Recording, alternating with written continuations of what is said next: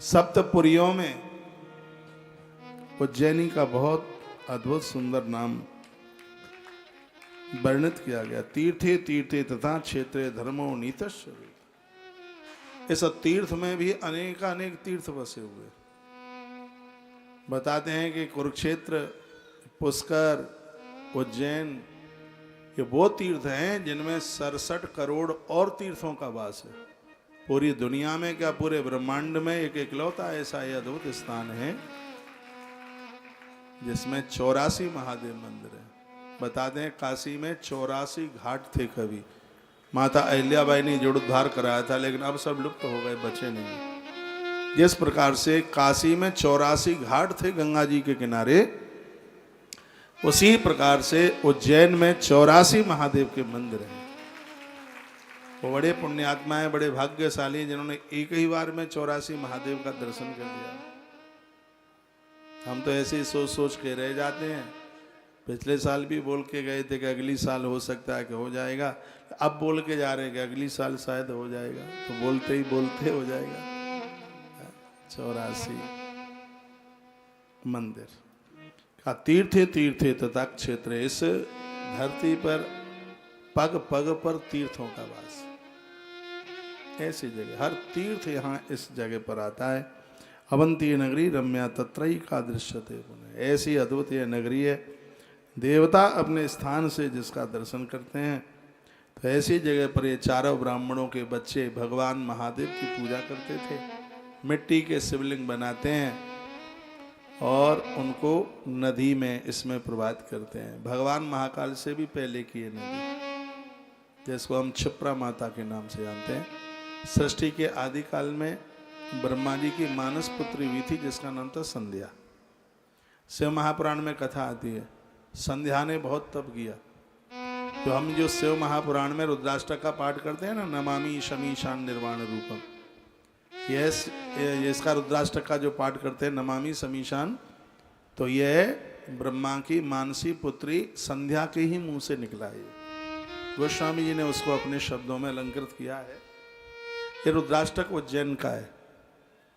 कथा इस प्रकार से आती है कि मंदिर में कोई चेला बैठा हुआ था, इतने में गुरुजी आ गए। गुरुदेव को देखकर वो खड़ा नहीं हुआ। कहा हम क्या गुरु कम हैं क्या, कोई इस दिन में 10 बार इनको प्रणाम करे। अब तो हमारे भी चेला चेली बहुत हैं, लोग आते हैं हमें प्रणाम करते हैं, वंदन करते हैं। तो क्या हम ये गुरुजी तो गुरु ही रह गए, हम तो चीनी बन गए, रसगुल्ला बन गए, हम इनसे किस में कम है। तो वो गुरु को देख करके चेला खड़ा नहीं हुआ। भगवान महादेव महाकाल सहन नहीं कर पाए। इतने में पिंडी फाड़ करके प्रकट हो गए, हाथ पर त्रिशूल का, मार डालूंगा। तो इतना घमंडी अहंकारी है। और भगवान जैसे ही दौड़े मारने के लिए, उसी समय उस गुरुदेव ने चरण पकड़ लिए। कहा प्रभु शांत हो जाओ, नमामि शमीशान निर्वाण रूपम। उस समय उन्होंने रुद्राष्टक जो गाया, बाबा तुलसी ने लिखा उसको। महादेव का रुद्राष्टक गाने से तो सभी स्तुति पूरी हो जाती है। तो ब्रह्मा जी की मानस पुत्री ने रुद्राष्टक के द्वारा भगवान शंकर का आह्वान किया। भोलेनाथ प्रकट हो गए, कहा देवी वरदान मांगिए। तो संध्या ने कुछ मांगा वरदान में। महादेव से क्या मांगा? एक तो शिशु अवस्था में किसी के अंदर वासना जन्म न ले, ये मांगे दे दो। आज भी बच्चों का जन्म होता है तो बच्चों के अंदर वासना नहीं होती। पूज्य श्री डोंगरे जी महाराज कहते थे कि छोटे बच्चे कपड़ों के बिना बड़े अच्छे लगते हैं। किसी ने कहा क्यों लगते हैं, तो उन्होंने कहा क्योंकि बच्चों के अंदर वासना नहीं है, इसलिए अच्छे लगते हैं। और धरती पर तो वही लोग सुंदर हैं जिनके अंदर दुर्गुण नहीं है, जिनके अंदर काम नहीं है, जिनके अंदर क्रोध नहीं है, जिनके अंदर लोभ नहीं है। जो भजनानंदी हैं वो पवित्र भी हैं और सुंदर भी हैं। बाबा तुलसी ने एक रामायण की चौपाई में उत्तरकांड में लिखा है, सोई सुंदर सोई सुभग शरीरा, या सोही पावन सोई सुभग शरीरा, नर तन पाए भजई रघुवीरा। जो मनुष्य का शरीर प्राप्त करके और जो भगवान को भज रहे हैं भैया, उनसे बड़ा और सुंदर कौन हो सकता है। एक बार जयकारा लगाइए, बोल बांके बिहारी लाल की जय हो। श्री हनुमंत बलवंत महाराज की जय हो। आज के आनंद की जय हो। जय जय श्री राधे, जय जय श्री राधे। कथा का फिर विस्तार ज्यादा हो जाएगा। मैं उधर ही उस कथा में लौट करके आ रहा हूँ जहाँ पर वो चारों भाई भगवान शिव की साधना में पानी भी नहीं पीते थे बिना अभिषेक के। रुद्रा अभिषेक है, ये ऐसी धरती की कोई समस्या नहीं है जिसका निदान रुद्रा अभिषेक में ना हो। रावण को जीतने के लिए राम जी भी तो रुद्राभिषेक ही तो किए थे। हर समस्या का समाधान है। सोमवार को महारुद्राभिषेक करते हो तो इससे इष्ट का दर्शन होता है। आज नहीं तो कल, कल नहीं तो परसों, परसों नहीं तो दर्शन। मंगलवार को रुद्राभिषेक करते हुए इससे कर्ज की निवृत्ति होती है। जन्म पत्री का मंगली जैसा दोष है वो न्यून हो जाता है, फ्यूज हो जाता है। ये समझ।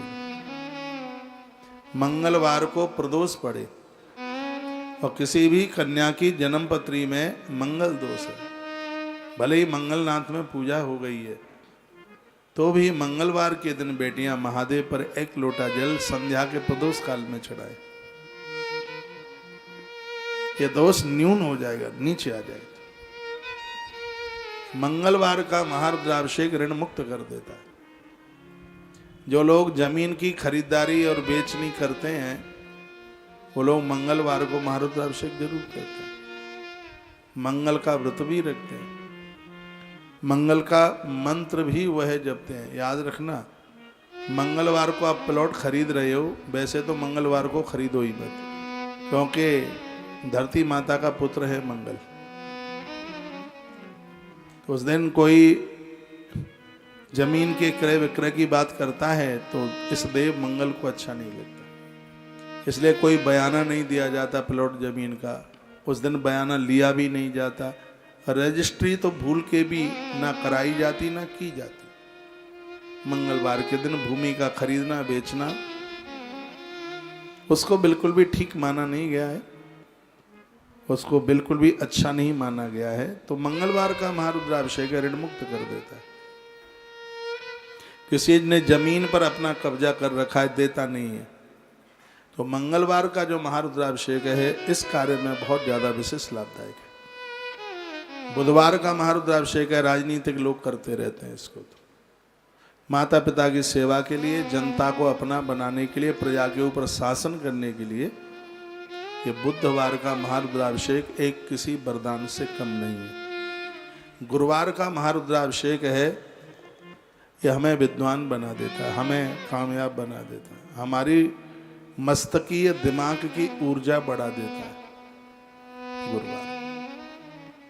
गुरुवार का दिन सत्यनारायण भगवान का दिन है। इस दिन आप अभिषेक करें, सालग्राम भगवान को जरूर पिंडी के पास रख लें। पर वो तो जरूर हैं जिनके बच्चे युवा हो रहे हैं और उनका संबंध नहीं बन रहा है, तो गुरुवार के दिन भगवान महादेव का रुद्राभिषेक कीजिए। 2025 में आऊं भगवान की कृपा से, तब तक आपके घर में बहू आई जाए। गुरुवार बड़ा देव। मैं कहता हूं जिनके घर में झगड़े होते हैं, हुड़दंगा होता है, सास बहू में लड़ाई झगड़ा, घर में बड़ा कलह है, तो उसमें कुछ भी मत मिलाइए। बिल्कुल प्योर पानी, जल, उसमें कुछ डालना ही नहीं है।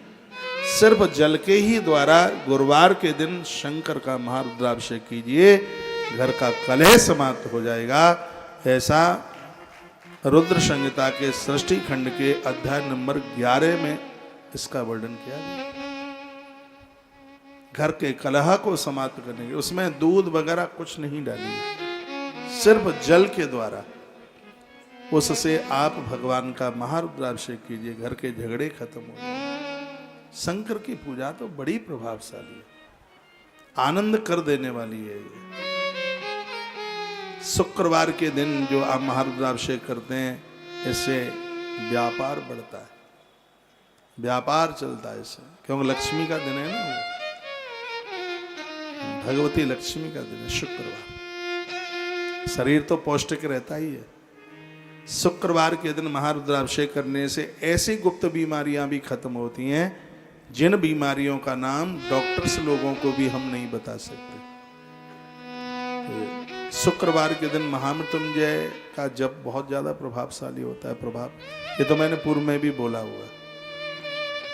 शनिवार का महारुद्राभिषेक है, वो वंश वृद्धि के लिए होता है, रोग निवारण के लिए होता है। कोयला, नमक, बहने वाली चीजों का जिनका व्यापार है उनके लिए किसी वरदान से कम नहीं है।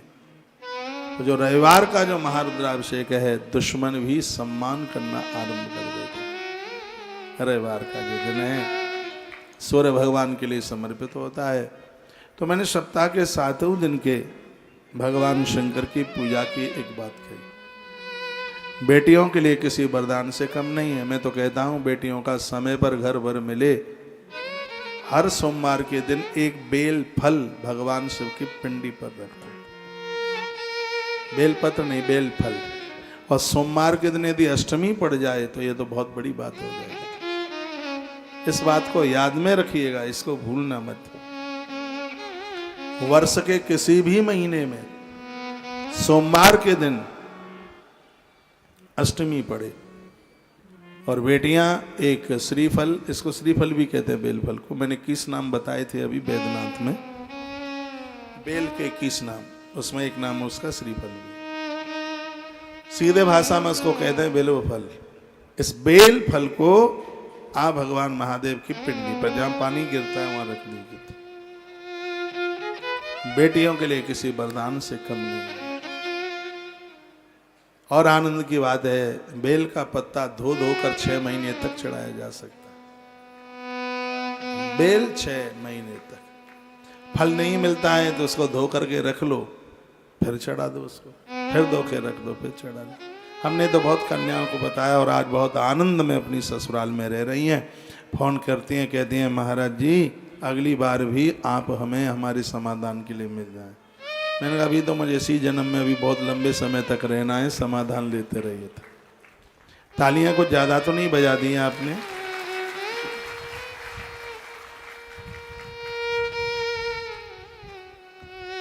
तो अवंती नगरी रम्या तत्रई का दृश्यते पुनः। इस अवंत का नगरी में 4 भाई जिनमें कभी लड़ाई नहीं, कभी झगड़ा नहीं, तो भगवान शंकर की पूजा में लगे। उस दिन इन्होंने 1,00,000 बेलपत्रियां महादेव को चढ़ाई। सबको बेलपत्री बड़ी प्रिय है। अभी मैं 2 दिन कलकत्ता में कथा करके आया हूं सिर्फ बेलपत्र के ऊपर। किस किसने सुनी टीवी में? हाथ उठाइयो। अच्छा, धन्यवाद। सुना करो, 9:30 बजे कथा चालू हो जाती है टीवी में। जो ये अभी कथा चल रही है, कल 9:30 बजे टीवी में आएगी, सत्संग टीवी पर। एक बार देखना तो सही कि पंडाल में बैठे हुए कितने मलूक लग रहे हैं आप, कितने बढ़िया लग रहे हैं। रोज देखा, रोज सुना करो कथाओं को। जितनी बार सुनोगे उतनी बार कुछ नया सा मिलेगा। तो पूजा में लगे हुए थे, खूब आनंद में थे पूजा में। इतने में क्या हुआ, उसी समय, देर नहीं, उसी समय विप्रद्रोही महाखला, अच्छे लोगों से द्रोह करने वाला वो राक्षस, वो निशाचर वहां आ गया और उसने ब्राह्मणों को पूजा करते देखा। वो तो भगवान की बड़ी कृपा है, पूजा पाठ चल रहा है, नहीं तो दुनिया आटा बांधे बैठी है कैसे भी सनातन को खत्म कर दिया जाए। मैं किसी भी धर्म का विरोधी नहीं हूं, लेकिन जब तुम पीरों पर चद्दर चढ़ाते हो तो मुझे अच्छा नहीं लगता।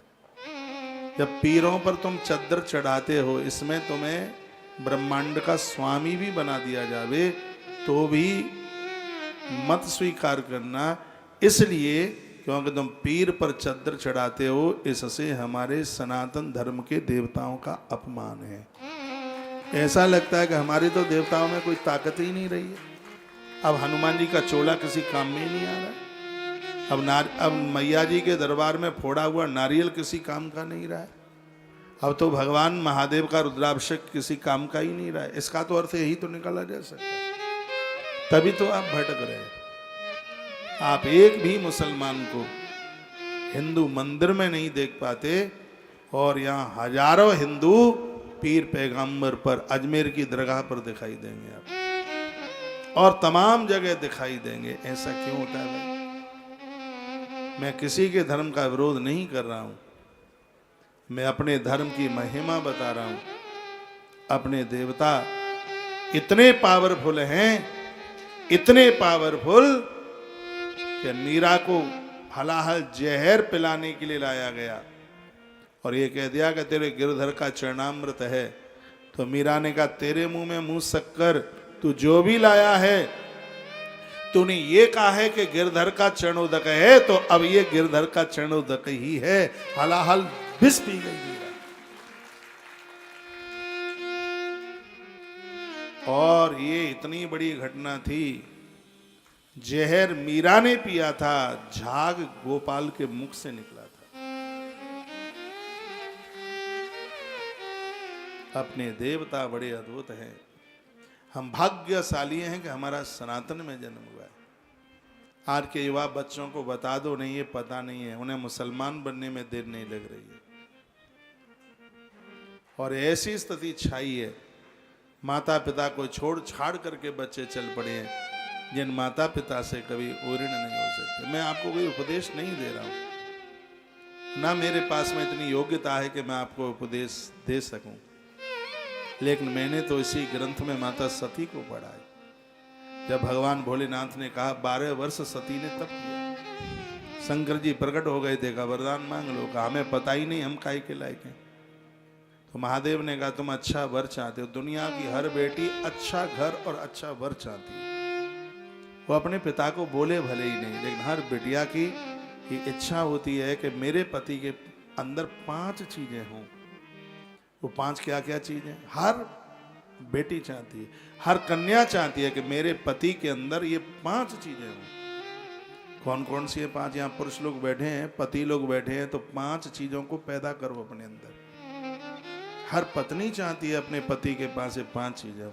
नंबर 1, वो मुझसे झूठ बोलने वाला ना हो। सहमत है मेरी बात से? सहमत है तो ताली बजाना। नंबर 2, मैं बनाऊं और वो खूब ज्यादा से ज्यादा खाए। कभी भी पत्नी अपने पति की रोटी नहीं गिनती। वो तो जब भोजन पति का हो जाता है तो फोन करती है अपनी माँ के लिए, कहती है माँ आज इन्होंने आलू के पराठे दही से 5 खाए हैं पूरे, मन खुश हो गया है। खुश होती। नंबर 3, पूरी दुनिया में उसके पति से बड़ा और कोई वीर ही ना हो।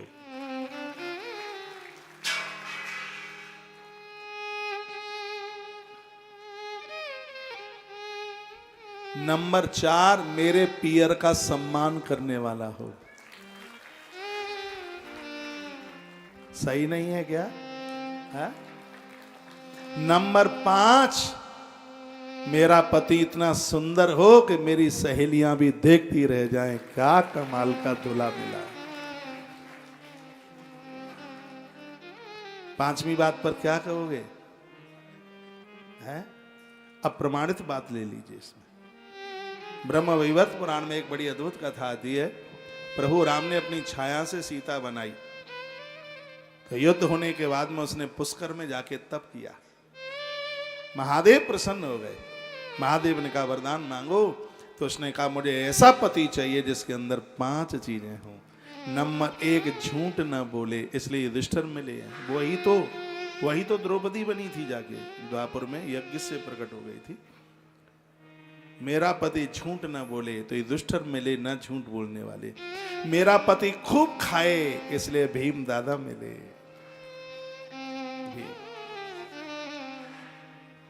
मेरे पति से बड़ा धनुर्धर न हो, कोई वीर न हो, इसलिए पार्थ अर्जुन मिला। मेरा पति मेरे पियर के साथ सबका सम्मान करने वाला हो, इसलिए नकुल साहब मिला। मेरा पति बहुत सुंदर हो, इसलिए सहदेव मिल गए उसे। आप तो बिटिया के लिए वर देखते हो, तो ये चीजें थोड़ी देखते हैं। ये देखते हैं मकान कितने हैं उसके पास, जायदाद कितनी है। भले ही कल्लू राम हो, बिल्कुल एकदम बेटी है बिल्कुल हंस जैसी, और वर देखा कलुआ। ना आयु में अंतर देखते। आज ये भी एक इतनी बड़ी विडंबना रही, जो बेटियों ने अपने मन मुताबिक वर चुनना आरंभ किया है, इसमें समाज की एक बहुत बड़ी गलती रही। किसी के दबाव में आकर बुआ फूफा का, मौसा मौसी का, इनका बड़ा दबाव चलता है, नहीं बेटी यहीं देनी होगी, और नहीं तो वो बुआ रूठ जाए, आवे ही नहीं कभी। हम कहते हैं बुआ को रूठा ही बैठा रहने दो। बेटियों का संबंध दबाव में नहीं, ये बुआ अपने पक्ष में लेके जाती। बुआ है ना, बुआ रूठेगी। मौसी है, एक बड़ी जीजी और है, जीजी और जीजू दोनों रूठते हैं। बेटी किसी के दबाव में नहीं देनी है। बेटिया के लिए घर देखना है तो 5 चीजें तो देखिए। बेचारी वो रोटी खाएगी, सोने की बिस्कुट थोड़ी उसे खाना है। कम से कम ये तो देख लो कि उसकी आयु में अंतर, ये तो देख लो कि वो तुम्हारे दरवाजे पर आकर के बैठे तो 10 रिश्तेदारों में चंद्रमा की तरह दमके चमके दिखे कि आपने कुछ देखा। उसका नाम है वर।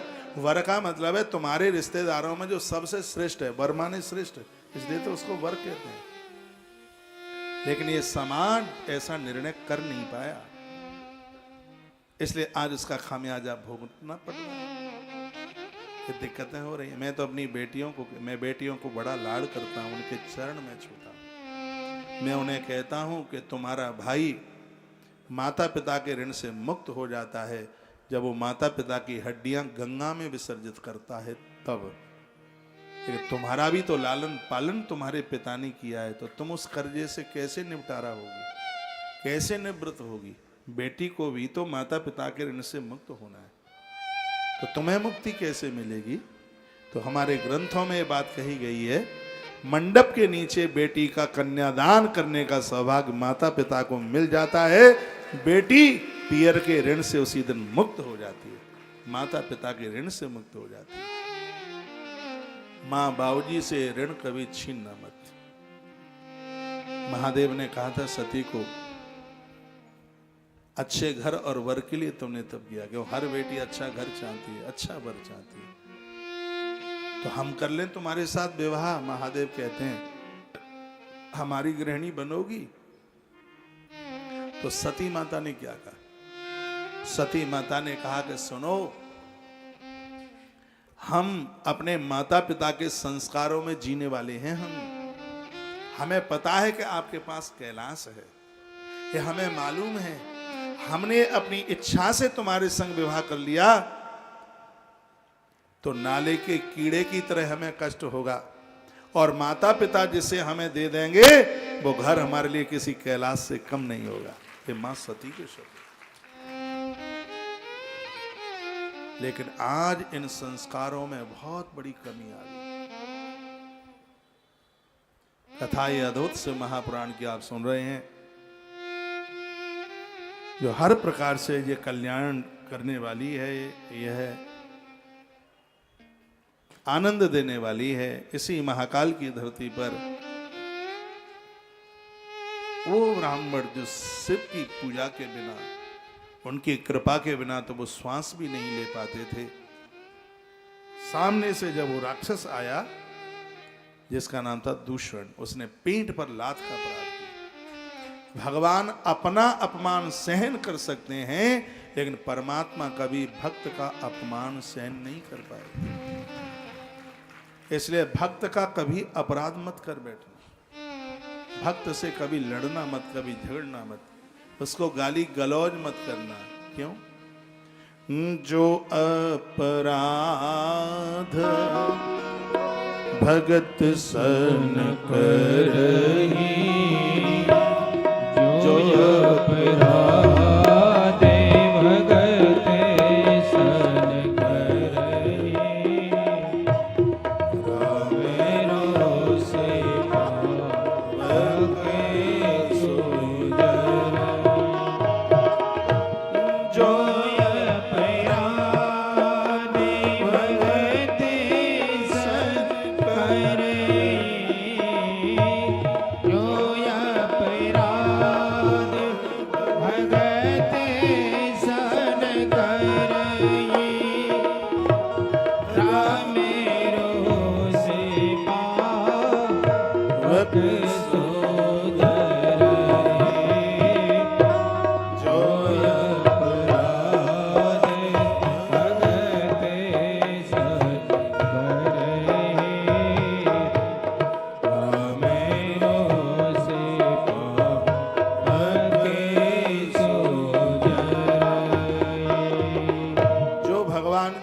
करेगा, अपराध करेगा, भगवान के क्रोध के द्वारा वो जल करके राख हो जाएगा।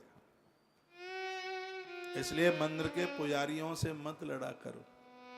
जैसे मंदिर में प्रणाम करते हो पुजारी जी महाराज को, ऐसे ही प्रणाम करके आओ। वहां लड़ाई नहीं, वहां झगड़ा। भक्त से कभी लड़ना मत। जो लोग भक्तों से लड़े उनका बेड़ा गर्क हो गया। तो जैसे इस राक्षस ने पीठ के ऊपर प्रहार किया, उन्होंने पीछे मुड़ के देखा, एक लात और मारी। दूषण राक्षस था, निशाचर था। कहा मेरे होते हुए और तो इनकी पूजा करेगा जो मेरे अक्षर द्रोही हैं, जिनका नाम लेने से मुझे जूड़ी आती है, और मेरे शासन में और मेरे राज्य में तो मांगने वाले भिक्षुकों की इतनी बड़ी ताकत, और एक मारा पीठ में द्वारा से। आंख के आंसू उस समय नीचे गिरे जिस समय वो मिट्टी की बनाई गई पिंडी के ऊपर प्रहार करने के लिए तैयार हुआ। चारों भाई पिंडी से यूं लिपट गए। कहा तू हमें मार डाल, लेकिन हम अपने भोलेनाथ के ऊपर आंच नहीं आने देंगे। जैसे आंख के आंसू गिरे और इतने में बड़ी जोर से गर्जना हुई, ऐसा लग रहा था कि बादल फट के नीचे गिरने वाला है। इतनी जोर से गर्जना हुई और उसी गर्जना के साथ मिट्टी की महापिंडी में से भगवान प्रकट हो गए। भगवान शंकर प्रकट हुए, भोलेनाथ प्रकट हुए, भगवान महादेव प्रकट हुए। भगवान ने त्रिशूल लिया, देवतांबर आकाश की तरफ नगाड़े बजाने के लिए देवता तैयार हो गए थे। कहा कि हे प्रभु महादेव, हमने जो भी आराधना पूजा पाठ की सब आपके चरणों में हम समर्पित करते हैं। आपसे हमारी प्रार्थना है ये दुष्ट बच न जाए। ब्रह्मा अंबर आकाश में अपना वेद खोल करके बैठ गए। महात्मा गिर गुहाओं से निकल करके आ गए। क्षिप्रा माँ एक पवित्र नारी के रूप में प्रकट हो गई स्तुति करने के लिए। यहाँ के सगरे देवता आज बिल्कुल सन्मुख भगवान के स्तुति करने के लिए तैयार थे। और उसी समय इस राक्षस के साथ भगवान महादेव का घोर युद्ध हुआ। भगवान शंकर ने त्रिशूल को घुमाया। अंबर आकाश में एक त्रिशूल में से लाखों त्रिशूल बने। इसने अपना मायावी रूप धारण किया। एक दूषण लाखों दूषणों के रूप में दिखाई दिया। भगवान शंकर ने कहा धन ए पापी, तो आज निकल नहीं पाएगा। उसी समय भगवान शिव के 1,00,000 त्रिशूल एक साथ चले। इनकी छाती में आकर के प्रहार हुआ। धड़ाम से इसकी माया खत्म हुई और दूषण नाम का निशाचर धड़ाम से नीचे गिरा। भगवान महादेव की विजय हुई। देवताओं ने फूल बरसाए, देवताओं ने आनंद में स्वर गाया, स्तुति गाई।